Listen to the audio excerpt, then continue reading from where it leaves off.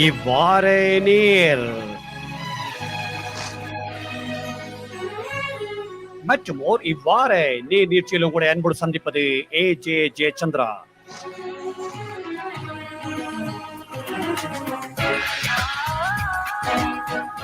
இவ்வாறு நேராக கலந்து சிப்பிக்கின்றார் பிரித்தானியாவிலிருந்து முன்னாள் கிழக்கு பல்கலைக்கழக பீடாதிபதியான திரு பாலசிங்கம் சுகுமார் அவர்கள்.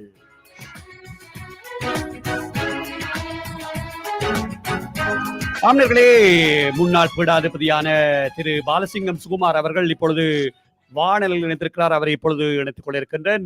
வணக்கம் திரு சுகுமார் அவர்களே. வணக்கம். எப்படி இருக்கிறீர்கள்? நன்றாக நலமாக இருக்கிறேன். ஆம் நேர்களே, பலருக்கு தெரிந்திருக்கலாம், தெரியாமல் இருக்கலாம். இந்த பாலா சுகுமார் என்று அழைக்கப்படுபவர் அதாவது மட்டக்களப்பு மாவட்டத்தில் மிகவும் ஒரு அருமையான கிழக்கு பல்கலைக்கழகத்தில் தமிழோடும் கூத்தோடும் அல்லது நாடகத்தோடும் தன்னை இணைத்துக் கொண்டிருந்த கிழக்கு பல்கலைக்கழகத்தினுடைய முன்னாள் பீடாதிபதி அவர்கள். ஒரு அறிமுகம் என்று இல்லதுக்கு அப்பால அவருடைய திறமைகள் இன்னும் பறைசாற்றி சொல்லுங்களேன் ஐயா, எவ்வளவு காலமாக நீங்கள் கிழக்கு பல்கலைக்கழகத்தில் அல்லது எத்தனையாம் ஆண்டிலிருந்து பணியாற்றி இருந்தீர்கள்? 1992ஆம் ஆண்டிலிருந்து நான் கிழக்கு பல்கலைக்கழகத்திலே விரிவுரையாளராக இணைந்தேன். 2006ஆம் ஆண்டு வரை நான் கிட்டத்தட்ட 14 வருடங்கள் நான் அந்த பல்கலைக்கழகத்திலே பணியாற்றி இருக்கிறேன். என்னுடைய நுண்கலைத்துறையில் நான் நியமிக்கப்பட்டிருந்தேன் விரிவுரையாளராக. அதன் பிற்பாடு விரிவுரையாளராக, பிற்பாடு பீடாதிபதியாக, விமலானந்தா அழகீர் கற்கைகள் நிலையத்தினுடைய இணைப்பாளராக, இப்படி அந்த கல்வி சார்ந்த, அதாவது அகடமிக் விஷயங்களிலே, அந்த கல்வியோடு தொடர்பட்ட விடயங்களிலே நான் அங்கு பணியாற்றக்கூடியதாக இருந்தது கிட்டத்தட்ட 14-15 வருடங்கள். ஆமா, இன்னொரு கேள்வி. அப்படி என்றால் உங்களுடைய முதல் பட்டத்தை கிழக்கு பல்கலைக்கழகத்தில் பெற்றுக் கொண்டீர்களா அல்லது யாழ்ப்பாண பல்கலைக்கழகத்தில்? என்னுடைய முதலாவது பட்டம் யாழ்ப்பாண பல்கலைக்கழகம். யாழ்ப்பாண பல்கலைக்கழகத்தினுடைய 3வது அணியினர் நாங்கள். முதலாவது 2வது அணியினருக்கு அடுத்ததாக 1974ஆம் ஆண்டு யாழ்ப்பாண பல்கலைக்கழகம் ஆரம்பிக்கப்பட்டது. நாங்கள் 1977 அதாவது 76ஆம் ஆண்டு தொகுதியினர். ஆனால் நாங்கள் 77ஆம் ஆண்டு தான் அனுமதிக்கப்பட்டோம். கிட்டத்தட்ட யாழ்ப்பாண பல்கலைக்கழகத்துக்கு இன்னும் ஒரு வருடத்தில் 2024 50 வருஷங்கள் வரப்போகுது. ஆகவே யாழ்ப்பாண பல்கலைக்கழகத்திலே படித்த நாங்கள் அதை ஒரு பெரும் கொண்டாட்டமாக உலகம் முழுவதும் செய்ய வேண்டும் என்பது என்னுடைய விருப்பம். சரியான கருத்து ஐயா. அதாவது நாங்கள் எல்லோரும் அங்கு படித்தபடியால் அந்த சந்தோஷம் எங்களுக்கும் இருக்கிறது. உங்களோடு பின்தொடர்ந்து அந்த கொண்டாட்டத்தில் பங்கு கொள்வதற்கு பலர் தயாராக இருப்பார்கள் நம்புகின்றோம். ஆகவே நீங்கள் பணியாற்றிய காலம் பேராசிரியர் கைலாசபதி இருந்த காலம், அப்படித்தானே ஐயா? நான் அங்கு படித்த காலம் பேராசிரியர் கைலாசபதி, சிவத்தம்பி, சண்முகதாஸ், சித்திரலேகா மௌனகுரு, பிற்பாடு மௌனகுரு சார் எங்களுக்கு அப்பொழுது அவர் விரிவுரையாளர் இல்லை, ஆனால் எங்களுக்கு பல நாடக பட்டறைகளை அங்கே நிகழ்த்தி இருந்தார். அதுபோல நான் சுப்பிரமணிய ஐயா என்று மிகப்பெரியவர்களிடம் படித்த ஒரு ஒரு ஒரு என்ன சொல்றது சிறப்பு எங்கள் அணியினருக்கு இருக்கிறது என்று நான் இந்திரபாலா பேராசிரியர் கைலாசநாத குருக்கள் என்று இலங்கையினுடைய மிகப்பெரிய கல்விவான்கள் அந்த காலகட்டத்திலே அங்கே பணியாற்றினார்கள். நிச்சயமாக. இன்னொரு சிறப்பு ஒன்றை நான் சொல்ல வேண்டிய நேர்களுக்கு, நான் நினைக்கிறேன் நீங்கள் விபுலானந்தா கல்லூரியை, அதாவது அது பின்னர் கிழக்கு பல்கலைக்கழகத்தோடு இணைக்கப்பட்டிருந்தது, அதில் பேராசிரியர் சிவத்தம்பி அவர்கள் பணியாற்றியதாக நாங்கள் யாழ்ப்பாண பல்கலைக்கழகத்தில் இருந்த போது அறிந்தோம். ஆனால் அது உங்களுக்கு கீழே பணியாற்றி இருந்தாரா அல்லது உங்களோடு இணைந்து பணியாற்றி இருந்தாரா? நான் அவர் பணியாற்றுகிற பொழுது பேராசிரியர் சிவத்தம்பி அவர்கள் பணியாற்றிய காலகட்டத்திலே நான் சித்திரலேகா மௌனகுரு, பேராசிரியர் மௌனகுரு ஆகியோர் பீடாதிபதிகளாக இருந்தார்கள். அதன் பிற்பாடு நான் பீடாதிபதியாக இருந்த காலத்தில் எனக்கு கீழே என்று நான் சொல்ல முடியாது, எங்களோடு இணைந்து அவர் என்றால் அவருக்கு எங்களுக்கு கீழே அவர் இருக்க முடியாது. அவர் எங்களோடு இணைந்து பணியாற்றினார். எப்பொழுதுமே அவர் தன்னை ஒரு பெரிய அளவிலே தன்னை பெருமைப்படுத்திக் கொள்வதில்லை. அவர் தன்னை ஒரு என்ன சொல்வது அவையடக்கமாக அல்லது தான் இன்னும் படித்துக் கொண்டிருக்கிறேன், அது போலதான் நாங்களும் அவருடைய மாணவர்களாக நான் இணைப்பாளராக இருக்கிற காலகட்டத்திலும் அவருடைய ஆலோசனைகளை பெற்று அது இணைப்பதற்கான பாடத்திட்டங்களை நாங்கள் தயாரிப்பதற்கும் அவர் ஒரு மிகப்பெரிய மதியுரைஞராக இருந்து செயல்பட்டார். நிச்சயமாக, நிச்சயமாக. அதாவது அப்படி ஒரு பலரோடு இணைந்து கல்வி கற்று, பின்னர் நீங்க கற்பித்து வந்த அனுபவம், ஒரு பட்டறிவு உங்களிடம் இருப்பதாக நாங்கள் ஒரு அறிந்திருக்கின்றோம். ஒரு முகநூல் வாயிலாக உங்களுடைய செயற்பாடுகளை பலர் பார்த்திருக்கிறார்கள் அல்லது பார்த்துக் கொண்டிருக்கிறார்கள். இன்னொரு விடயம் என்னென்றால், உங்களுடைய பயணம், அதாவது உங்களுடைய கலை பயணம் அல்லது உங்களுடைய என்ன சொல்றது, ஒரு கூத்தோடு இருந்த பயணம் வந்து ஒரு நீண்ட பயணம். அந்த வகையிலே கூறுங்களேன். இப்ப கிழக்கு பகுதியில், அதாவது மட்டக்களப்பு மாவட்டத்தை எடுத்துக்கொண்டால், அல்லது தென்மொழியோ அல்லது வடமொழியோ சில கூத்துக்கள் எல்லாம் இருக்கு. உங்களுடைய பார்வையில் இந்த கூத்துக்கள் இப்பொழுது மட்டக்களப்பில் நீங்கள் இருந்த காலத்தில் அல்லது நீங்கள் கற்பித்த காலத்தை விட இப்பொழுது இருக்கின்றதா? அல்லது எப்படியான பரிணாம வளர்ச்சியை நோக்கி முன்னேறிக் கொண்டிருக்கிறது? அதை பற்றி சொல்லுங்களேன் நேயர்களுக்காக. இப்ப கூத்து என்று சொல்லுகிற பொழுது ஈழத்தமிழர்கள் மத்தியிலே நாம் பொதுவாக மட்டக்களப்பில் மாத்திரமல்ல, ம். ஈழத்தமிழர்கள் எங்கெல்லாம் பறந்து வாழ்கிறார்களோ அங்கெல்லாம் இந்த கூத்து மரபு தொடர்ச்சியாக இன்று வரை உள்ளது என்றுதான் நான் சொல்லேன். அது சில இடங்களில் கூடுதலாகவும் சில இடங்களில் அதனுடைய பயனிலை குறைவாகவும் இருக்கலாம். ஆனால் அதன் அது இன்று வரை ஒரு தொடர்ச்சியான தன்மை காணப்படுகிறது. குறிப்பாக யாழ்ப்பாணம், மன்னார், வன்னி பிரதேசங்கள், மட்டக்களப்பு, திருகோணமலை என்று சொல்லப்படுகின்ற வடக்கு கிழக்கினுடைய தமிழர்கள் வாழுகிற பிரதேசங்கள் எல்லாவற்றிலுமே கூத்தினுடைய ஒரு தொடர்ச்சியை நாம் பார்க்கலாம். ஆனால் அதே வேளையிலே நாம் மலையகத்திலேயுமே கூத்து இருக்கிறது. அதை என்றால் கிட்டத்தட்ட 200 வருடங்களுக்கு முன் வந்த மலையகத்தவர்கள், அதாவது இலங்கைக்கு வந்து அவர்கள் தங்களுடைய தொழிலாளர்களாக வந்தாலும் தாங்கள் வருகிற பொழுது தங்கள் வாழ்வோடு தங்களுடைய கலைகளையும் கொண்டு வந்திருக்கிறார். அந்த வகையிலே மலையகத்திலே கூத்துக்கள், காமன் கூத்து, பொன்னர் சங்கர் போன்ற வகையான கூத்துக்கள் அங்கே தொடர்ச்சியாக நடைபெற்று, ஆனால் வடக்கு கிழக்கிலே இருக்கிற கூத்துக்களுக்கும் அதற்கும் நிறையவே வேறுபாடுகள் உள்ளன. அவை நேரடியாக தமிழகத்துக்குமான தொடர்பிலே வந்தவை. ஆனால் வடக்கு கிழக்கிலே ஈழத்தமிழர்களுடைய தனித்துவமான கூத்து மரபு என்பது அது வேறுபட்ட ஆடல் வடிவங்களையும் வேறுபட்ட அழகியல் அம்சங்களையும் கொண்ட வடிவங்கள் என்று நான் சொல்றேன். குறிப்பாக யாழ்ப்பாணத்திலேயும் வடமோடி தென்மோடி உள்ளது, மன்னாரிலே வடவாங்கு தென்பாங்கு உள்ளது, முல்லைத்தீவிலே கோவலன் கூத்து போன்றவைகள், குடக்கூத்து போன்றவைகள், காத்தவராயன் கூத்து யாழ்ப்பாணத்திலும் இருக்கிறது. திருகோணமலையினுடைய வடபகுதியான தென்னமரவாடி, குச்சவெளி போன்ற இடங்களிலேயும் நாம் இந்த காத்தவராயன் கூத்தை பார்க்கலாம். மட்டக்களப்பிலே கிழக்கு மாகாணத்திலே நாம் மட்டக்களப்பிலிருந்து பாணம வரை உள்ள கிழக்கு மாகாண பிரதேசத்திலே திருகோணமலை என்னுடைய கிழக்கு பிரதேசம் என்று பார்க்கிற பொழுது வடமோடி, தென்மோடி, வசந்தன் கூத்து, பரமேள கூத்து, மகிடி கூத்து என்று பல்வேறு வகையான கூத்துக்கள் இன்று வரை தொடர்கின்றன. இப்ப உங்களுடைய கேள்வியில் நீங்கள் கேட்டிருந்தீர்கள், இன்றைக்கு கூத்தினுடைய நிலைமை என்ன என்று ஒரு கேள்வி வருகிற பொழுது, இன்று வரை அதாவது மட்டக்களப்பிலே அது வந்து கண்ணகியம்மன் சடங்கோடு கூத்து நிகழ்த்தப்படுகிறது. இந்த ஆண்டும் கூட அதை 7 நாள் சடங்கோடு, கண்ணகியம்மன் மாத்திரமல்ல, மாரியம்மன் சடங்கு, பேச்சியம்மன் சடங்கு, வீரபத்திரர் சடங்கு என்று பல்வேறு வகையான சடங்குகள் வைகாசி மாதம் தொடக்கம் இந்த திரௌபதி அம்மன் சடங்கு ஆகஸ்ட், அதாவது ஆவணி மாதம் வரையில தொடர்ச்சியாக நடைபெற்றுக் கொண்டு, அப்படி நடைபெறுகிற சடங்குகளிலே கூத்து ஒரு பிரதான கலை வடிவமாக ஆடப்படுகின்ற முறைமை இருக்கிறேன். வன்னியிலே இன்றைக்கும் கூட இந்த கோவலன் கூத்து, இந்த அதாவது வற்றாப்பளை கண்ணகியம்மன் சடங்கு காலத்திலே அங்கே மேடையேற்றப்படுகிறது. அது மாதிரி யாழ்ப்பாணத்திலே இந்த கத்தோலிக்க கூத்துக்கள் இன்று வரை திருமறை கலாம் மன்றம் போன்றவைகளும், அதை விட தனித்தனியாக கரையூர், பாசையூர் போன்ற இடங்களிலே இந்த கத்தோலிக்க கூத்துக்கள் ஆடப்படுவதும், வட்டுக்கோட்டையிலே இந்த வடமோடி தென்மோடி கூத்துக்கள் ஆடப்படுவதும், அதே போல வட்டுவன் போன்ற அல்லது கட்டுவன் போன்ற இடங்கள்ல இந்த வசந்தன் கூத்துக்கள் ஆடப்படுவது, கரவட்டி போன்ற இடங்கள்ல இந்த காத்தவராயன் கூத்து தொடர்ச்சியாக ஆடப்படுகின்றமையும். ஆகவே பொதுவாக பார்க்கிற பொழுது இன்றைய சூழ்நிலையிலே கூத்துக்கள், பலர் சொல்வார்கள் கூத்து அழிஞ்சு போயிட்டு கூத்து அழிந்து கொண்டு வருகிறது. நான் அப்படி சொல்ல மாட்டேன். ஏனென்று சொன்னால் அது வந்து என்றால் நம்ம வாழ்வோடு மிக நெருக்கமான தொடர்புடையது. அந்த வகையில் கூத்துக்கள் இன்றும் தொடர்ச்சியாக ஆடப்படுகின்றன. அதை விட கூத்துக்களுடைய வாழ்நிலை என்பது 2 வகையாக நான் பார்ப்பேன். பேராசிரியர் வித்யானந்தன் தொடக்கம் இன்று வரை தொடர்கின்ற ஒரு கூத்து மீளுருவாக்க மரபு. இன்னொரு மரபு நம்முடைய கிராமங்களிலே அண்ணாவிமார்களால தொடர்ச்சியாக பேணப்பட்டு வருகின்ற கூத்து மரபு. அப்ப இந்த இரண்டு மரபுகளுமே ஒன்றோடொன்று இணைந்து வருகின்றன அல்லது இணைந்து வாழ்நிலையில் உள்ளன என்றுதான் நான் சொன்னேன்.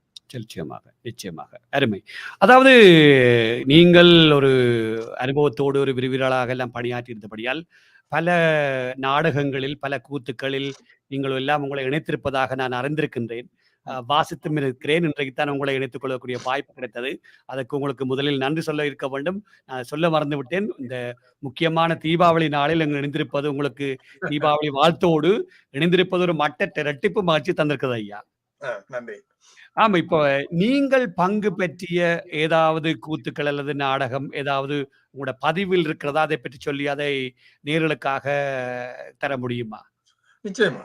அதாவது பேராசிரியர் மௌனகுருவோடு இணைந்து பணியாற்றிய நாட்கள் அதாவது நான் கூத்தை மேலும் மேலும் ஆழமாக அறிவதற்கான வாய்ப்பை எனக்கு தந்தது. என்னுடைய சிறுவயது முதலே நான் கூத்தோடு ஈடுபாடு உடையவனாக இருந்தாலும் நான் பிறந்து வளர்ந்தது சேனையூர் என்கிற கிராமம். அது திருகோணமலை மாவட்டத்திலே, நீங்கள் மூதூருக்கு பக்கத்திலே அந்த கிராமம் ஒரு சிறிய கிராமம் அது உள்ளது. அந்த கிராமத்தினுடைய என்னுடைய சிறு வயதிலே என்னுடைய அப்பாவோடு, நான் அப்புச்சி என்றுதான் சொல்வேன், அவரோடு போய் கூத்து பார்த்த அனுபவம் எனக்கு உள்ளது. எங்களுடைய பல்வகையான கூத்துக்கள் அங்கே ஆடப்பட்டன. நான் சின்ன வயதிலே அவரோடு அவர் என்னை அழைத்து சென்றிருக்கிறார். அவர் தோல்ல வைத்து சுமந்து செல்லுகிற காலத்தில கூட நான் கூத்து பார்த்திருக்கிறேன். அந்த அளவுக்கு சின்ன வயதிலிருந்து இந்த கூத்தும் நம்முடைய பாரம்பரியமான இசை மரபுகளையும் பார்க்கவும் கேட்கவும் கூடிய வாய்ப்பு எனக்கு கிடைத்தது. ஏனென்றால் என்னுடைய மூத்தோர், என்னுடைய பாட்டன் பூட்டன் எல்லாம் ஒரு புலவர் பரம்பரையினர், பூசாரி பரம்பரையினர், வைத்தியம் என்று சொல்லி ஒரு பாரம்பரியமான கலை பாரம்பரியத்தை உடையவர்கள்.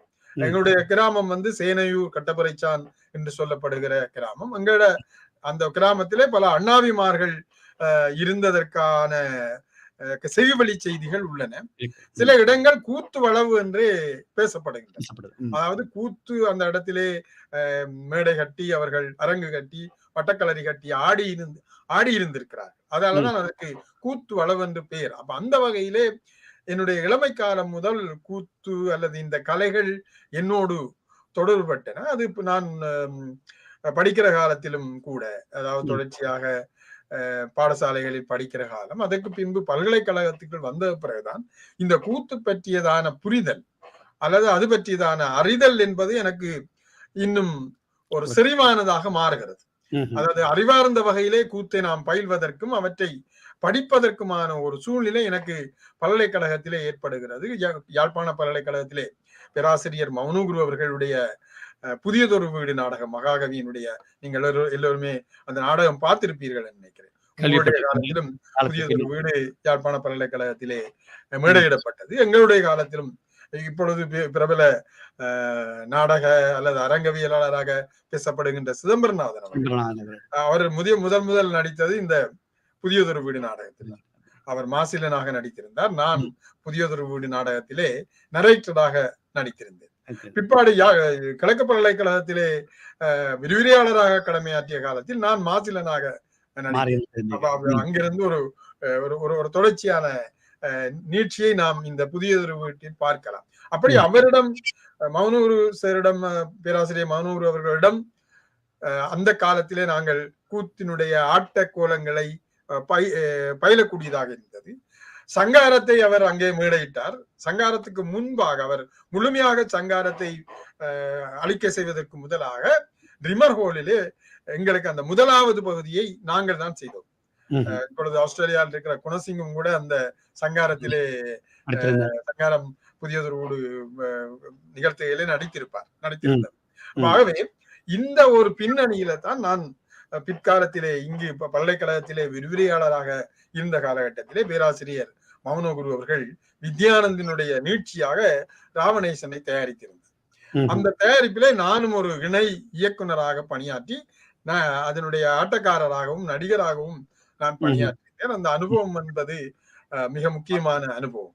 ஈழத்து தமிழ் அரங்க இயல் வரலாற்றிலே ராவணேசன் என்கிற நாடக தயாரிப்பு மிக முக்கியமான தயாரிப்பு என்று சொல்றேன். எப்படி சிங்கள மக்கள் மத்தியிலே மனமே சிங்கபாகு போன்ற தயாரிப்புகள் பேராசிரியர் சரச்சந்திரவையும் சிங்கள அரங்க மரபையும் செழுமையுள்ளதாக காட்டியதோ, அதுபோலவே வித்யானந்தனுடைய வருகை அல்லது வித்யானந்தன் 60களிலே உருவாக்கிய கூத்து மீள் உருவாக்க முயற்சி, அதாவது கர்ணன் போர், வாலிவதை, ராவணேசன், நொண்டி நாடகம் என்று சொல்லப்படுகின்ற அந்த அந்த அந்த மரபு இன்று வரை தொடர்கிறது. அந்த தொடர்பினுடைய நீட்சி தான் நாங்கள் 2000ஆம் ஆண்டளவிலே பேராசிரியர் மௌனகுரு அவர்களுடைய நெறியாள்கையில் நான் அதிலே நடித்திருந்தேன்.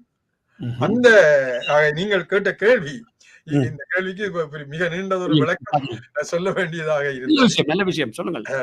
ஆகவே அந்த கூத்திலிருந்து நான் ஒரு பாடலை உங்களுக்காக, வளமையாக நான் எப்பொழுதுமே என்னுடைய நேர்முகங்களிலே பாடல்களை பாடுவது வழக்கம்.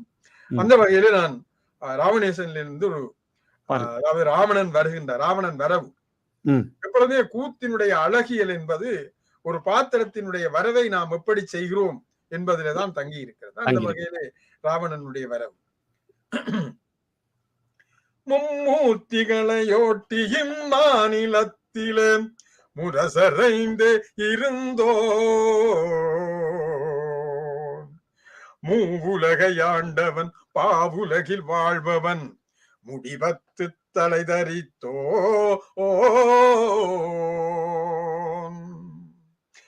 இம்மென்று முன்னமே தேவர்களை சிறையிட்டு இம்சித்து மகிழ்ந்திருந்தோ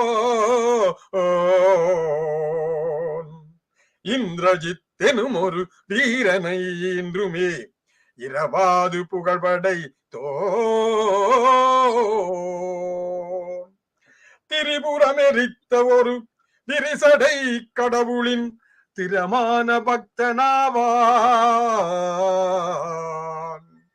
உறவுள்ள நெஞ்சோடு உலகெங்கும் ஆழ்கின்ற வரம் பெற்று வாழ்ந்திருப்போ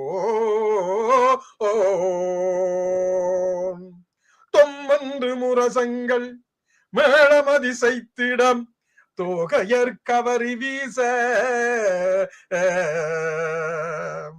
தொம்மன்று முரசங்கள் தாளமதிசைத்திடம் தோகையர் கவரி வீச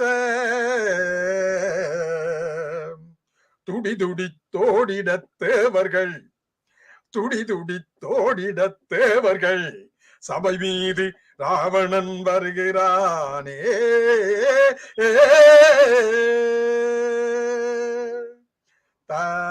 தாகிட தரிகிட திமிதகம் தாகிட தாகிட தோம் தரித்த தாகிட தரிகிட திமிதகம் தாகிட தாகிட தோம் தரித்த தாகிட தரிகிட திமிதகம் தாகிட தாகிட தோம் தரி தக தக தக தக திகு திகு திகு திகு தக தக தக தக திகு திகு திகு தளாங்கு தி தக தக திங்கிணதோம் தக திங்கிணதோம் தக திங்கிண தக தாம் தாம் தக தோம் தரிகிட தக தாம் தாம் தக தோம் தரிகிட தக தீம் தானதில்லானா தோம் தரி தீம் தானதில்லானா தோம் தரி தச்சோம் தோம் தரி தகத திங்கிணதோம் தச்சோம் தோம் தரி தகத திங்கிணதோம் தெய்யா திமிதக தொங்க தரிகிணதோம் தெய்யா திமிதக தொங்க தரிகிணதோம் தழாங்குதி தக தகத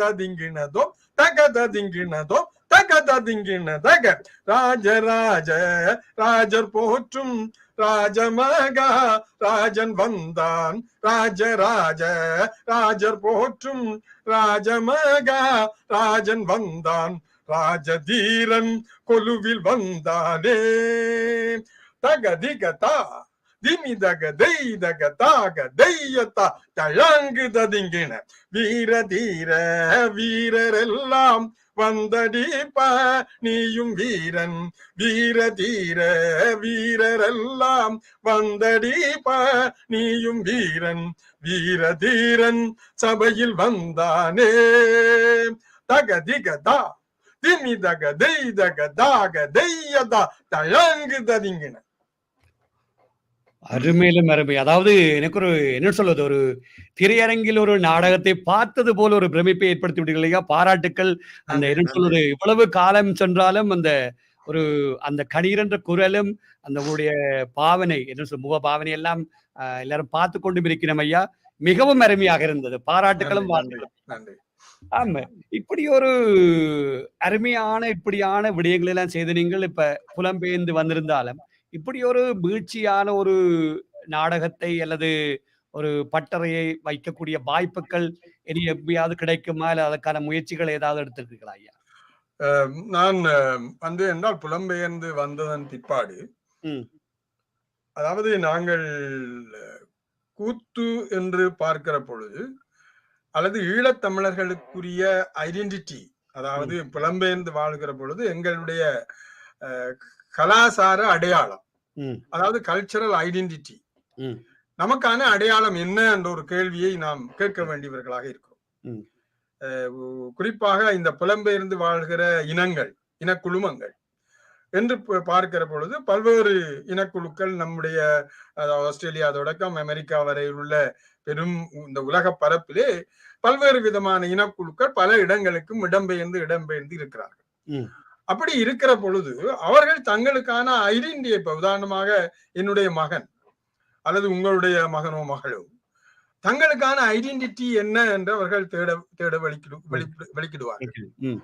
அப்படி வெளிக்கிடுகிற பொழுது இப்ப உதாரணமா ஆப்பிரிக்க இனத்தவர்களை, அதாவது அவர்கள் உலகம் முழுவதும் புலம்பெயர்ந்து இருக்கிற பொழுது அவர்களுடைய ஐடென்டிட்டியை வெளிப்படுத்துவதற்கான விடயமாக அவர்கள் தங்களுக்கான இசையை சொல்லுகிறார்கள். அந்த இசையை, இசையும் அவர்களுடைய ஆட்டமும், அந்த அவர்களுடைய ஆட்டத்தை இசையை நீங்க அவர்களுடைய உடம்புக்குள்ளே நீங்க உலகம் முழுவதும் பாத்தீங்கன்னு சொன்னால் இந்த பாடல் இசை போட்டிகள்ல அவர்கள் மிகப்பெரிய வெற்றிகளை பெற்றிருக்கிறார். மைக்கேல் ஜாக்சன் அவர்களுடைய இசையை ஒரு உலக இசையாக மாற்றி இருக்கிறார். அது ஒரு வெஸ்டர்னைஸ் பண்ணப்பட்டிருந்தாலும் கூட அதுக்கான அடித்தளம் அவர் அந்த அந்த அந்த இன குழுமத்துக்கான ஒரு இசை மரபில் தான் நாம் ஒரு அடக்கப்பட்ட இனத்தினுடைய இசையை உலகம் முழுவதும் அங்கீகரிக்க வைத்த பெருமை நான் நினைக்கிறேன் மைக்கேல் ஜாக்சனை சாரும். அதை தொடர்ந்து பலர் இன்றைக்கு நாம் சொல்லலாம் அந்த இசை மரபில். அதுபோலதான் ஈழத்தமிழர்களும் ஒரு அடக்கப்பட்ட அல்லது அடக்குமுறைக்கு உள்ளாக்கப்பட்ட ஒரு இனமாகவும், அதே வேளையிலே அவர்கள் அதன் காரணமாக புலம்பெயர்ந்து இன்று உலகம் முழுவதும் பறந்திருக்கிற சூழ்நிலையிலே நமக்கான அடையாளம் என்ன? இப்ப நாம சொல்றோம், நமக்கான தாயகம் இருக்கு, நமக்கான பிரதேசங்கள் இருக்கின்றன, நமக்கான ஒரு வரலாறு இருக்கிறது என்று சொல்ல, அப்படி ஆகிற பொழுது உங்கள்கிட்ட ஒரு கேள்வி வருகிறது, உங்களுக்கான நடனம் என்ன, உங்களுக்கான இசை என்ன என்று. அப்ப உங்களுக்கான விளையாட்டுகள் என்ன, உங்களுக்கு அப்படி நாம உங்களுக்கான எல்லாவற்றையும் அந்த கல்ச்சரல் ஐடென்டிட்டியாக நாம் பார்க்கிறோம். அப்படி பார்க்கிற பொழுதுதான் நம்முடைய கூத்து மரபு முக்கியப்படுகிறது. எங்களுக்கான ஒரு கல்ச்சரல், அதாவது கலாசார அடையாளத்தை நாம் சொல்லிக் கொள்ளுகின்ற வகையிலே ஒரு செழுமையான மரபை கொண்டவர்களாக நாம இருக்கிறோம். அப்படி இருந்தாலும் கூட நாம் அந்த மரபை எந்த அளவுக்கு கொண்டாடுகிறோம், அந்த மரபை எந்த அளவுக்கு புலம்பெயர்ந்த தேசங்களிலே நம்முடைய அடுத்த சந்ததியினருக்கு கொடுத்திருக்கிறோம் என்ற கேள்வி எழுகிற பொழுது அங்கு நமக்கு விடை மிக அருகலாத்தான் கிடைக்கும். ஏனென்றால் நாம் பரதநாட்டியத்தையும் கர்நாடக சங்கீதத்தையும் கொண்டாடுகிற அளவுக்கு இவற்றை கொண்டாடுவதில்லை. நாம் தென்னிந்திய கலைஞர்களுக்கு கொடுக்கிற மதிப்பு அல்லது அவர்கள் ஒரு சூப்பர் சிங்கர், நான் இதை குறை கூடாது, சூப்பர் சிங்கர்ல 4 பாட்டு பாடினா அவர்களை அழைத்து நாம் மிகப்பெரிய நிகழ்ச்சிகளை நாம் நடத்துவோம். ஆனால் நம்முடைய கலைஞர்கள் இலங்கையிலே நிறைய பேர் இருக்கிறார்கள், மிகவும் நல்ல வளமான நல்ல திறமையுள்ள கலைஞர்கள். அவர்களை அழைத்து நாம் மிகப்பெரிய நிகழ்வுகளை நடத்த முடியும். ஆனால் அப்படி 1-2 நிகழ்வுகள் மாத்திரமே நடைபெறுகின்றன. அந்த வகையில் தான் நான் இந்த ஈழத்தமிழர்களுக்கான நடனம் என்ன அல்லது அவர்களுடைய நடன வடிவம் என்ன என்று கேள்வி எழுகிற பொழுதுதான் கூத்து மரபிலிருந்து ஒரு நடன வடிவத்தை நாம் உருவாக்க முயற்சித்துக் கொண்டிருக்கிறோம். இருக்கிறோம். அதற்கான ஒரு அதுக்கான வேலைகள் நடைபெற்றுக் கொண்டிருக்கு. ஓகே. பரதநாட்டியத்தை எடுத்துக்கொண்டால் பரதநாட்டியம் நாட்டிய சாஸ்திரத்தின் வழியாக அதற்கான ஒரு ஒரு ஒரு தியரியை சொல்வார்கள். ம். நாட்டிய சாஸ்திரத்துல இருக்கிற மரபுகளை சொல்லி அது அது அந்த அடிப்படையில் சொல்ல. ஆனால் பரதநாட்டியம் இன்றைக்கு இருக்கிற பரதநாட்டியம் கூட ஒரு கட்டமைக்கப்பட்டது. ஒரு 100, 110, 120 வருஷங்களுக்கு முதல் கிருஷ்ணய்யர், ருக்மணி அருண்டேல் போன்றவர்களால உருவாக்கப்பட்ட ஒரு மரபுதான் இன்றைக்கு இருக்கிற நீங்கள் சொல்லுகிற அல்லது இவர்கள் பயிற்றுவிக்கின்ற பரதநாட்டிய மரபு என்பது. ஆனால் தமிழ் ஆடல் மரபு என்பது நமக்கு கலித்தொகையிலிருந்து சிலப்பதிகாரத்துக்கூடாக சோழர் காலத்தில் அது தொடர்ந்து வருகிற எல்லா காலங்களிலேயும் வருகிற பிறகு இறுதியாக தஞ்சையிலே வருகிற நட்டுவனார் மரபு ஊடாக, தாசி மரபு ஊடாக, என்ன சதுராட்டம் என்று சொல்லுகிற மரபு ஊடாக வருகிற ஒரு நடன மரபாகத்தான் நாம் பரதநாட்டியத்தை பார்க்கிறோம். அதற்கான ஒரு தத்துவ விளக்கமாக அல்லது தியரிட்டிக்கல் விளக்கமாகத்தான் அவர்கள் நாட்டிய சாஸ்திரத்தை சொல்லுகிறார்.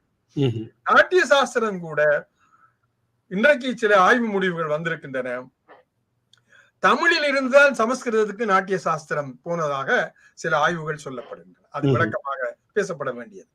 ஆனால் நான் சொல்லுகிற விஷயம் என்னவென்றால், நம்முடைய கூத்து மரபிலிருந்து ஒரு நடன மரபை நாம் அதனுடைய ஆட்டக்கோலத்தை அதனுடைய என்ன ஒரு திரட்சியாக வருகிற ஒரு ஆட்டக்கோலத்தை நம்முடைய நடன மரமாக உருவாக்க வேண்டும் என்ற அடிப்படையிலேயே தான் நான் பிரான்ஸ், நோர்வே, பிரித்தானியா, கனடா போன்ற நாடுகளிலே ஈழநாட்டியம் என்ற ஒரு கருத்துருவை முன்வைத்திருக்கிறேன். அதாவது ஈழத்தமிழர்களுக்குரிய நாட்டியம் ஈழநாட்டியம். அது எங்கிருந்து வருகிறது என்றால் நம்முடைய கூத்து மரபில் இருந்து அதாவது குறிப்பாக நான் இப்பொழுது செய்கிறது வடமோடி மரபினுடைய ஆட்டக்கோலங்களை அடிப்படையாக கொண்ட ஒரு ஒரு மரபை உருவாக்கி கொண்டிருக்கிறோம். முழுதாக உருவானதாக நான் சொல்ல மாட்டேன். அதாவது சொல்வார்கள், யாராவது ஒருவர் ஒரு பூனைக்கு மணி கட்ட வேண்டும் என்ன, அதை நீங்க இருக்கிறீர்கள், நல்ல ஒரு விடயம். அப்ப இதனுடைய பாகம் ஆஸ்திரேலியா பக்கம் வருமா அல்லது அதுக்கான சாத்தியக்கூறுகள் இருக்கிறதா? நிச்சயமாக. நான் அடுத்த என்னுடைய திட்டம் ஆஸ்திரேலியாவிலே ஒரு 2 பயிலரங்குகளை செய்ய வேண்டும் என்பது என்னுடைய விருப்பம். அதற்கான ஏற்பாடுகளை செய்கிற பொழுது நிச்சயமாக அது அடுத்த ஜனவரியிலேயோ அல்லது வருகிற டிசம்பர்லயோ அல்லது அதுக்கேற்ற காலங்களை நாம் உருவாக்கி கொண்டு நிச்சயமாக பல நண்பர்கள் அழைத்துக் கொண்டிருக்கிறார்கள் வர சொல்லி. நிச்சயமாக அதற்கான வாய்ப்புகள் வருகிற பொழுது நாம் அங்கு ஒரு பயிலரங்குகளை செய்து அதோட சேர்ந்து நான் சொல்லுகிற இன்னொன்று மரபு, எப்படி ஈழநாட்டியம் நமக்கான ஒரு மரபாக உருவாக்கப்பட்டிருக்கிறதோ அதே வேளை கிழக்கு பல்கலைக்கழகத்திலே பேராசிரியர் மௌனூரோடு இணைந்து நாங்கள் செய்தது வந்து இன்னியம் என்கிற நமக்கான ஒரு ஒரு ஒரு ஆட்டக்கோலமும் தாளக்கோலமும் இசைக்கோலமுமாக இணைந்த ஒரு ஒரு பேண்ட், கல்ச்சரல் பேண்ட் என்று சொல்றாங்க. அதை இன்றைக்கு இலங்கையில பரவலாக யாழ்ப்பாணத்திலும் மட்டக்களப்பிலும் திருவோணமலையிலும் பாடசாலைகளிலே அது இன்றைக்கும் பலர் அதை அறிமுகப்படுத்தி செயல்படுத்தி கொண்டிருக்கிறார்கள். கிழக்கு பல்கலைக்கழகத்தினுடைய பட்டமளிப்பு விழாவிலே ஒவ்வொரு வருஷமும் அந்த இன்னி அணி முன்னுக்கு நகர்ந்து செல்ல பட்டமளிப்பு விழா நடைபெறும். அப்ப அது போல அத்தகைய ஒரு அணியையும் நாம் புலம்பெயர் தேசங்களிலே நான் உருவாக்கி இருக்கிறேன். நோர்வேயிலே உருவாக்கி இருக்கிறோம், பிரான்சிலே உருவாக்கி இருக்கிறோம், அது போல பிரித்தானியாவிலும் உருவாக்கி இருக்கிறோம். இப்பொழுது கனடாவிலேயும் நான் ஏற்கனவே செய்த பயிலரங்குகள் மூலமாக எதிர்காலத்திலே அங்கேயும் ஒரு இன்னி அணியை உருவாக்க அதற்கான முயற்சிகள் நடைபெறுகின்றன. அதே போல ஆஸ்திரேலியாவிலேயும் நாம் அத்தகைய ஒரு இன்னி அணியை உருவாக்கலாம். நிச்சயமாக எதிர்பார்த்து காத்திருக்கிறோம் ஐயா. உங்களுடைய செயற்பாடுகளுக்கு எங்களாலான ஒத்துழைப்பை வழங்குவதற்கும் தயாராக இருக்கிறோம் ஐயா இந்த வேளையில. ஒரு சிறிய இடைவெளிக்கு பின்னர் மீண்டும் இணைத்துக் கொள்வோம். நேர்களே, நீங்களும் இந்த நிகழ்ச்சியில் உலகத்தின் எந்த மூலையிலும் இருந்தால் கூட கலந்து கொள்ளலாம்.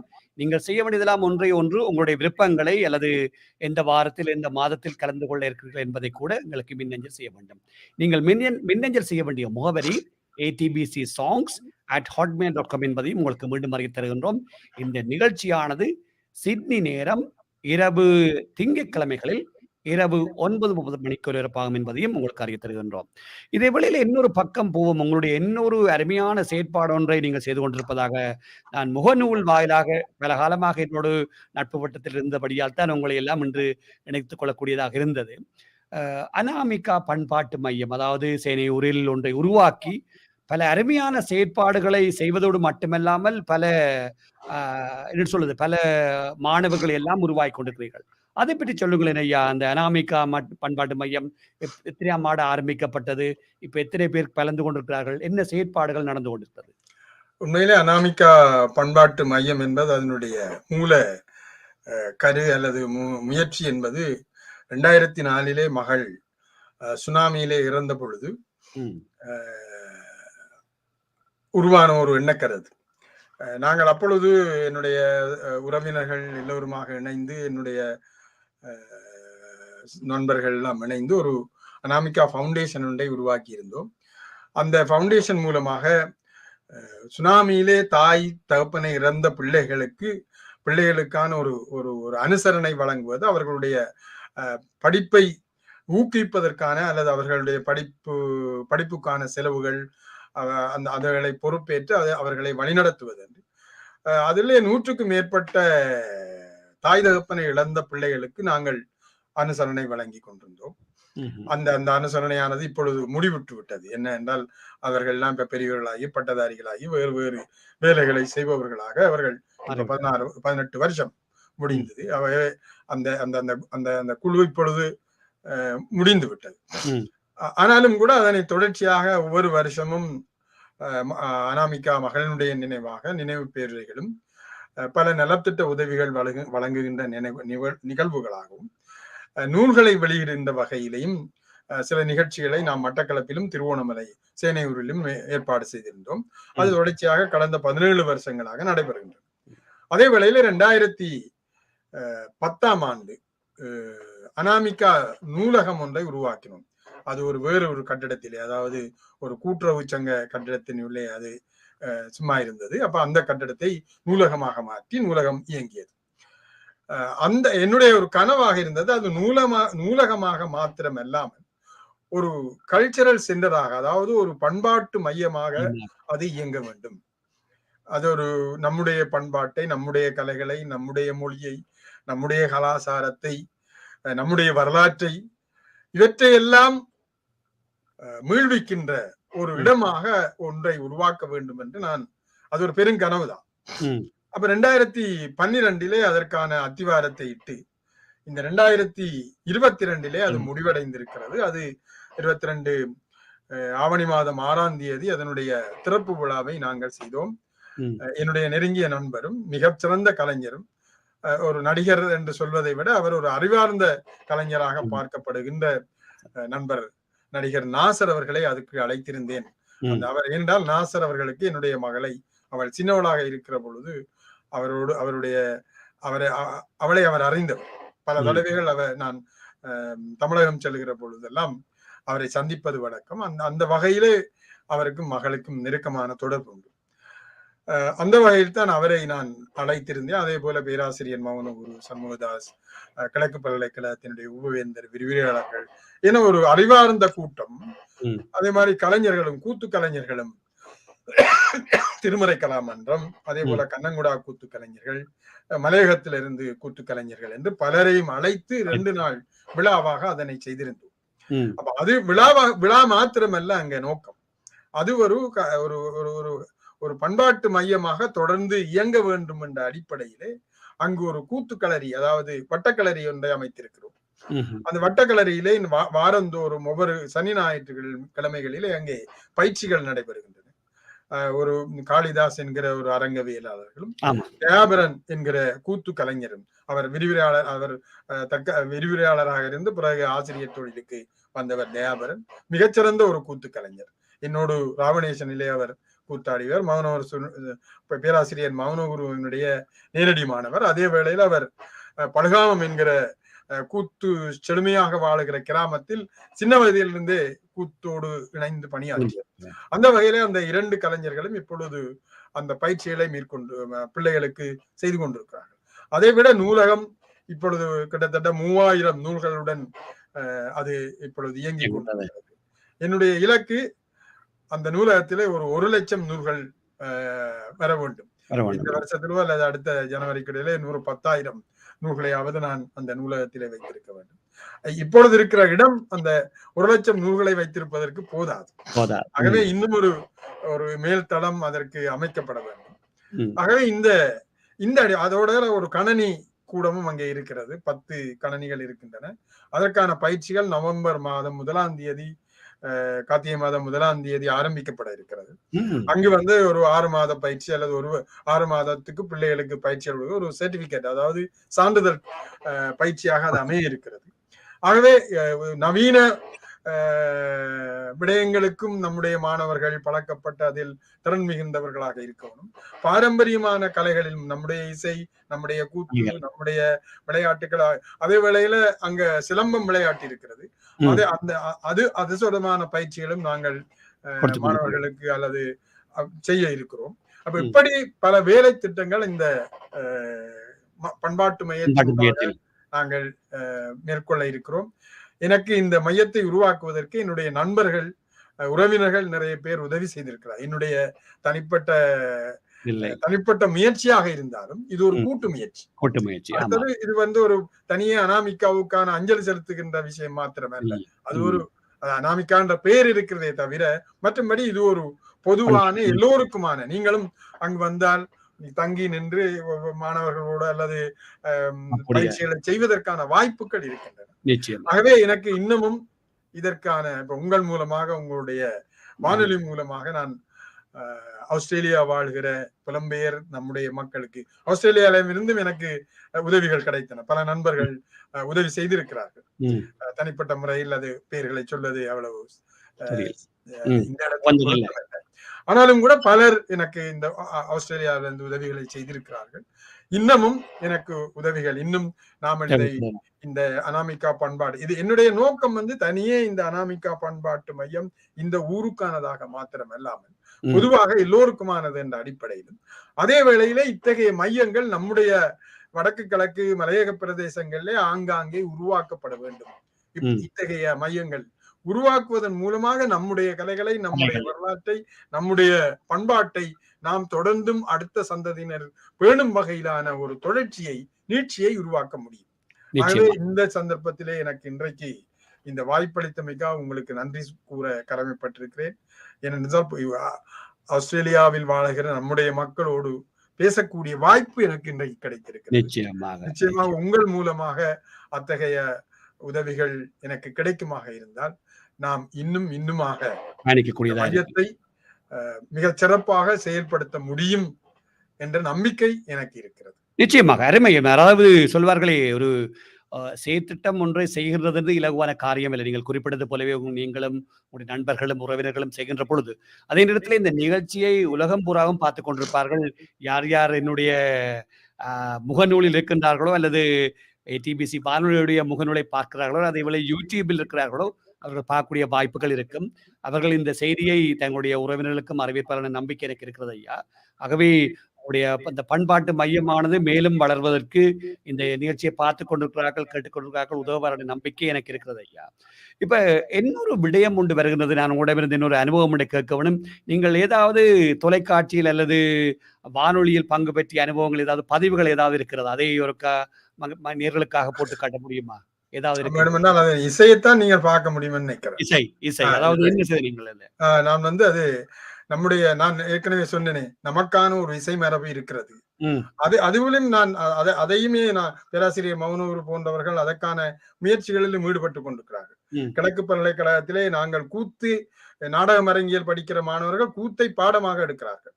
அதே போல சுவாமி பிலானந்த அழகியர் கற்கல் நிலையத்தில் இருக்கிற இசையை பயிலுகிற மாணவர்கள் நம்முடைய இசையை தேடுபவர்களாக, அது நமக்கான இசை மரபு என்ன என்பதை பற்றி ஆய்வு மூலமாகவும் பயிற்சிகள் மூலமாகவும் பெற்றுக் கொண்டிருக்கிறார்கள். அந்த வகையில் நமக்கான ஒரு இசை மரபை நோக்கிய பயணமும் நாங்கள் மேற்கொள்கிறோம். அந்த வகையிலே நான் கொம்பு பாடலை நான் இருவட்டு வடிவிலே வெளியிட்டிருக்கிறேன். அந்த இசையிலிருந்து ஒரு பகுதியை நான் இசையாக காட்டலாம். அந்த இசையை நீங்க கேட்கலாம் என்று நினைக்கிறேன். நிச்சயமாக தாருங்கள் ஐயா, கேட்டு பார்ப்போம்.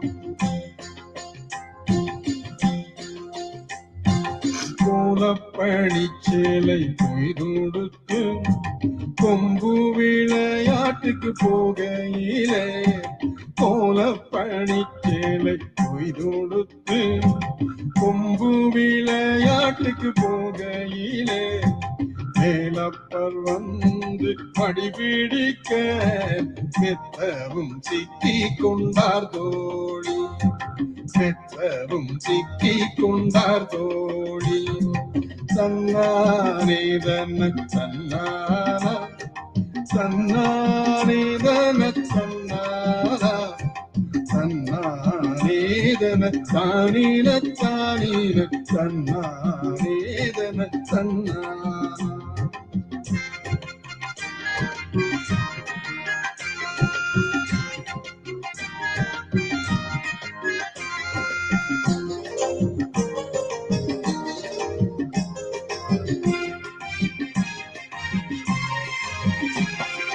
காப்பணி மங்கையர் மன்னதவள் கந்தன் குமரன் அருள்வேலன் காப்பணி மங்கையர் மன்னதவள் கந்தன் குமரன் அருள்வேலன் சீப்புடன் மல்லிகை பூமாலை தந்து சேர்வோம் என்றாரடி தோழியரே சேர்வோம் என்றாரடி தோழியரே.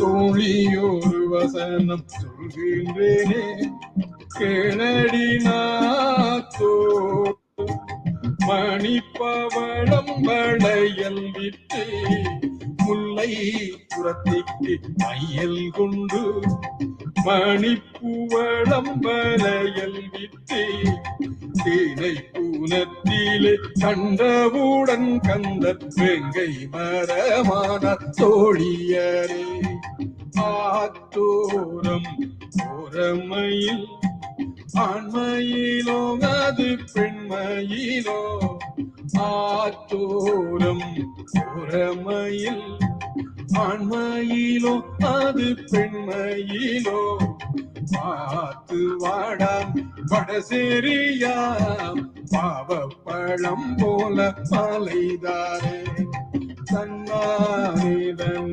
சன்னானா. நிச்சயமா நிப்பாடுங்கள். அதாவது இது எத்தனையாம் ஆண்டு எங்க பாடியிருக்க வானொலி அதை பற்றி சொல்லுங்கள் ஐயா. என்னண்டு இது எத்தனையாம் ஆண்டு பாடி இருக்கிறீர்கள்? தொலைக்காட்சிக்கா வானொலிக்கா? இல்ல இது வந்து நாங்கள் ஒரு இது தமிழ்நாட்டில் பதிவு செய்யப்பட்டது. பல நிகழ்ச்சிகளுக்கு இதை பயன்படுத்தி கொண்டிருக்கிறார்கள் என்னுடைய அனுமதி பெற்றும் அனுமதி பெறாமலும். என்றால் எல்லா வகையிலும் இது இப்பொழுது பயன்படுத்தி என்றால் இந்த மரபு பாடல்களை இப்படி பதிவு செய்வது என்பது ஒரு மிக முக்கியமானது. அந்த வகையில் இது மாத்திரமல்ல, வசந்தன் பாடல்கள், நம்முடைய அறிவுபட்டு பாடல், அதாவது நம்முடைய வாழ்வோடு இணைந்து வருகிற பாடல், குறிப்பாக நம்முடைய மட்டக்களப்பிலே பிரதானமாக அல்லது கிழக்கு மாகாணத்துக்குரியதாக சொல்லப்படுகிற இந்த வயல் வாழ்வோடு ஆதங்காக்கா ஆதங்காக்கா அவரை கண்டா சொல்லிடுங்கோ பூவரசாங் கன்னி ஒன்று புமலந்து வாடுதன்னு சுற்றி வர முள்ளுவேலி சுழல வர கம்பி வேலி சுற்றி வர முள்ளுவேலி சுழல வர கம்பி வேலி எங்கால நான் வரட்டும் என்ற ஆசை மச்சாளே வெத்திலைய கைப்பிடிச்சு வெத்திலைய கைப்பிடிச்சு வெத்திலைய கைப்பிடிச்சு பெரும் பிளக வாயிலிட்டு சுண்ணாம்பு வாங்க வென்று சும்மா வாங்க மச்சானே. இது வந்து நம்முடைய கிழக்கு மாகாணத்திலே முஸ்லிம்கள் மத்தியிலே இருக்கின்ற ஒரு இசை மரபு. முஸ்லிம்கள் இத்தகைய இசை மரபு முஸ்லிம்கள் மத்தியிலும் இருக்கு, தமிழர்கள் மத்தியிலும் இருக்கு. இது வந்து பெண்களும் வயல்ல வேலை செய்பவர்களும் குறிப்பாக இந்த முஸ்லிம் பெண்கள் மத்தியிலே இத்தகைய பாடல்கள் குறிப்பாக அக்கரைப்பற்று போன்ற பிரதேசங்களிலே காணப்படுகிறது. அப்ப இது நமக்கான ஒரு இசை. இது வந்து வாழ்வோடு இணைந்த ஒரு இசை. இது மாதிரி நம்முடைய வயலோடு சேர்ந்த இசை மரபுகள், சடங்கோடு சேர்ந்த இசை மரபுகள், வசந்தன் பாடல்கள் என்று சொல்லப்படுகிற அத்தகைய இசை மரபு, இப்படி நமக்கான இசை மரபு நம்மிடம் உள்ளன. சரி, என்னோட ஒரு ஒரு ஒரு ஞாபகத்துக்கான ஒரு கேள்வி. நீங்கள் குறிப்பிட்டதையும் கூட அப்புச்சியோடு போகின்ற காலத்தில் முதுகில் இருந்து எல்லாம் பயணித்தது என்று. உங்களுக்கு அவரோடு பயணித்ததில் உங்களுடைய மனதுக்குள் இருக்கின்ற உங்களுடைய அப்பாவை அல்லது அப்புச்சியை நிற்கின்ற என்றால் என்ன பாடலை பாடி காட்டீர்கள் நேர்களுக்காக? அவரோடு இணைந்து நீங்கள் இன்றைக்கும் நான் என் அப்புவை நிற்கிறேன் என்று சொல்லி என்னத்தை முணுமுணுப்பீங்க? அதை பற்றி ஒன்று பாடுங்களேன். என்னன்னு சொல்லிட்டு இந்த கண்ணகி சடங்கோடு பத்தினி கிழக்கு மாகாணத்திலே இந்த கண்ணகி வந்து 2 விதமாக பேசப்படுவார். ஒன்று வந்து பத்தினி வழிபாடு, அடுத்தது கண்ணகி. பத்தினியும் கண்ணகி தான், கண்ணகியும் பத்தினி. அப்ப எங்கள் ஊரிலே பத்தினியம்மன் கோயில் இருக்குது. அதுக்குடைய பூசாரி வந்து எங்களுடைய குடும்பத்தினர் தான், என்னுடைய அப்பாட அப்பா. அந்த இடத்துல அப்பா வந்து அப்புச்சி, நான் அப்புச்சி தான் அவரை சொல்றேன்.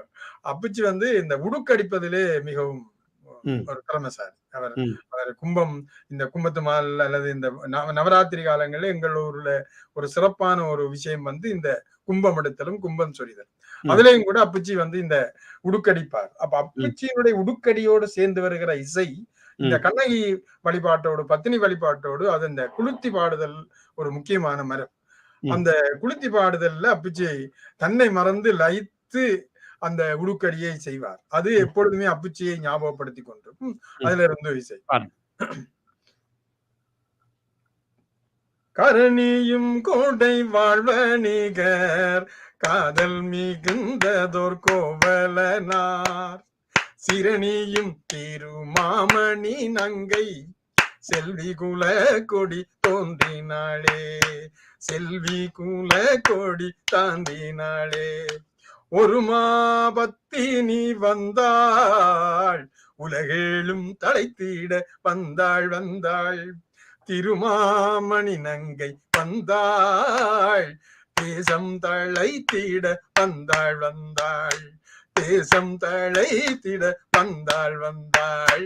தந்தனத்தானதனதான நானா, தந்தனத்தானதனன்னா, தந்தனத்தானதனந்தன்னா, தந்தனத்தானதனன்னா.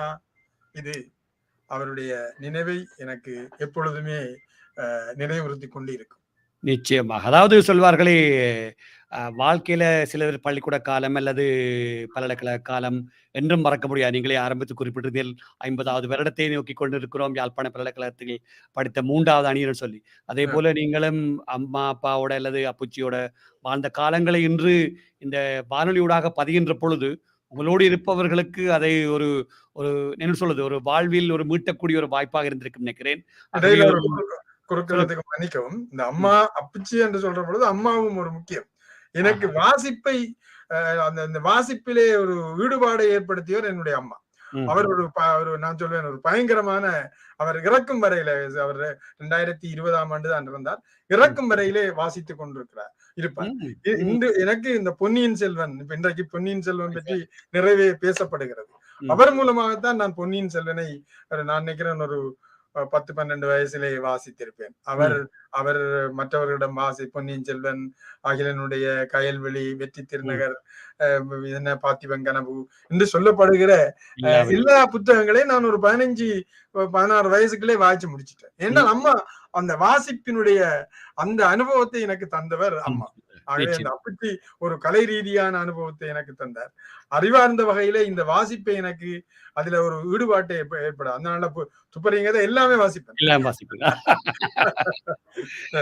நல்லது ஐயா, உங்களோட பேசுகின்ற பொழுது அதாவது ஒரு ஒரு அருமையான ஒரு கலைஞர், அதாவது ஒரு ஒரு கற்றறிவுக்கு அப்பால் ஒரு பட்டறிவு. பேராசிரியர் சண்முகதாஸ் குறிப்பிடுவது போல நான் நெடுக சொல்லுவது, அவர் ஒன்று ஆழமானவர் பட்டறிவுன்னு சொல்லுவார். அந்த பட்டறிவு உங்களிடம் இருக்கின்றது. உங்களோட பேசுகின்ற பொழுது நான் நினைக்கிறேன் 2 மணித்தியாலம் இல்லை 3 மணித்தியாலமும் பேசி இந்த கூத்துக்களை பற்றி பேசலாம். இன்னொரு முறை பார்ப்போம். இன்னொரு முறை நீங்கள் வருகின்ற பொழுது பேசுவோம் ஐயா. அதாவது உங்களுக்கு இந்த நிகழ்ச்சியை கேட்டுக்கொண்டிருக்கிறார்கள், பார்த்துக் கொண்டிருக்கிறார்களுக்கு உங்களுடைய பார்வையில் என்ன சொல்ல விரும்புகிறீர்கள்? இந்த அதாவது நம்முடைய வரலாறு அல்லது நம்முடைய பண்பாடு இவற்றை நாம் அடுத்த சந்ததியினருக்கு எப்படி சொல்லிக் கொடுக்க போகிறோம்? அதாவது இந்த புலம்பெயர்ந்து வாழ்கிற நாம் அவர் இப்ப புலம்பெயர்ந்து வாழ்கிற பொழுது அதுக்கான கேள்விகள் அவர்களிடம் நிறைய இருக்கின்றன. ஒரு உதாரணத்தை நான் உங்களுக்கு சொல்லலாம். நான் என்னுடைய மகனை 16 வருஷம் இங்க வந்து 16 வருஷத்துக்கு பிறகு நான் அவரை இந்த பிரித்தானியாவுக்கு வந்து 16 வருஷம் நான் ஊருக்கு போகல. இந்த வருஷம் தான் நான் அவர் இங்கதான் அவர் 3 மாதமா இருக்கிற பொழுது இங்கே பிரித்தானியாவுக்கு அவர் வந்து விட்டார். அவரை நான் 16 வருஷத்துக்கு கூட்டி கொண்டு போய் அவரை என்னுடைய உறவினர்கள் இந்த கலைகள் இதுகளை எல்லாம் பார்க்க வைத்து அது அந்த விழாவில் அவர் முக்கியமா நின்று போட்டோஸ்ல புகைப்படங்களை பார்த்திருப்பீங்க. ஆனால் அவர் இங்கே இருக்கிற பொழுது அவருடைய மனோநிலையும் நம்முடைய கலைகள் நம்முடைய பண்பாடு பற்றி அவர் பார்த்த விதமும் அங்கு போய் வந்தது பிற்பாடு அவர் அதை நோக்குகிற விதமும் வித்தியாசமாக இருக்கு.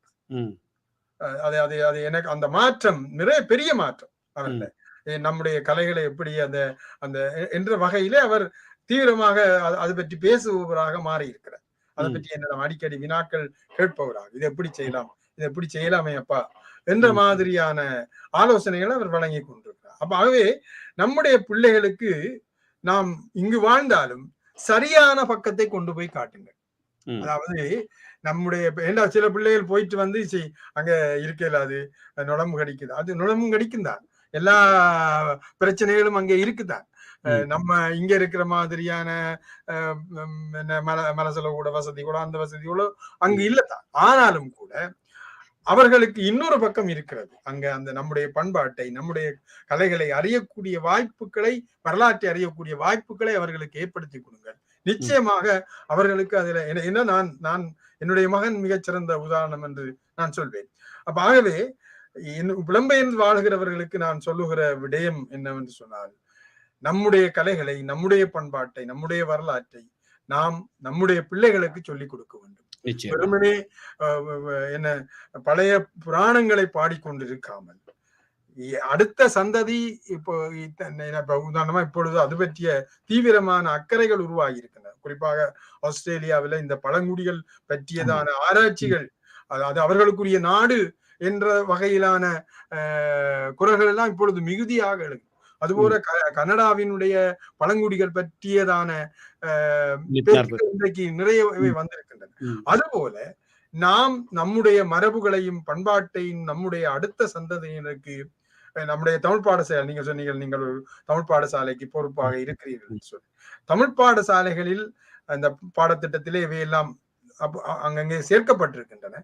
ஆனாலும் அவை இன்னும் அதிகமாக நம்முடைய வெறுமனே ஒரு பாடத்திட்டத்திற்காக படிக்காமல் ஒரு உணர்வு பூர்வமாக அவர்களுக்கு சொல்லிக் கொடுக்கக்கூடிய வாய்ப்புகளை உருவாக்குங்கள். நிச்சயமாக அருமையிலும் அருமை. நல்லது ஐயா. இவ்வளவு நேரமும் குறிப்பாக உங்களுடைய பல வேலைப்பழக்களுக்கு மத்தியில் அவற்றையெல்லாம் ஒதுக்கி வைத்துவிட்டு இந்த நேர்களுக்காக இந்த வானொலியோடு இணைந்து பல அரிய பெரிய கருத்துக்களை மட்டுமோடு சொல்லிக்கொள்ளாமல் அதை அந்த என்ன சொல்றது கூத்தை உணர்ந்து உள்வாங்கி பாடி நேர்களை எல்லாம் மகிழ்வித்திருக்கிறீர்கள். அந்த வகையில் இந்த வானொலி சார்பாகவும் இந்த நிகழ்ச்சியுடைய தயாரிப்பாளர் என்ற வகையில் என்னுடைய நன்றிகளையும் வாழ்த்துக்களையும் தெரிவிப்போடு மட்டுமல்லாமல் உங்களுடைய பயணம் சரியாக அமைய வேண்டும். அதாவது நீங்கள் இந்த ஒரு நீண்ட ஒரு குறிக்கோளை நோக்கியதாக பயணித்துக் கொண்டிருக்கிறீர்கள். அந்த பயணத்தில் எல்லோரும் உங்களோடு இணைந்து வெற்றி அளிக்க வேண்டும். அதே வேளையில் அந்த இறைவன் உங்களுக்கு நல்ல ஒரு ஆசையை தருவணும் என்று இந்த வேளையில் என்னுடைய நன்றிகளையும் வாழ்த்துக்களையும் உங்களுக்கு தெரிவித்துக் கொள்கிறேன் ஐயா. நன்றி நன்றி நன்றி. வணக்கம். நன்றி வணக்கம்.